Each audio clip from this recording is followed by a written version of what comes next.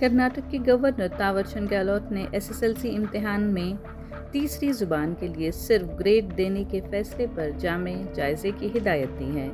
Governor के secretary are Prabhushankar ने association for preservation of local languages Bengaluru की जानिब से जमा कराई गई दरख्वास्त चीफ सेक्रेटरी शालिनी रजनीश को अरसाल की। दरख्वास्त में कहा गया कि इस पॉलिसी से तलबा के तालीमी दिलचस्पी और लिसानी तनव्वुर मुतासर हो सकते हैं। दरख्वास्त में तीसरी ज़ुबान को फ़िक्री तरक्की और लिसानी आगही के लिए अहम करार दिया गया है और कहा गया कि सिर्फ ग्रेड्स देने से मज़मून की अहमियत कम हो जाती है।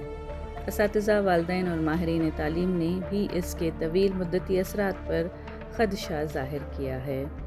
गवर्नर ने हिदायत दी है कि महकमा स्कूल एजुकेशन और मुतल्लिक़ा इदारों से मुशावरत के बाद इस मामले का जायज़ा लेकर मुनासिब इक़दाम किया जाए।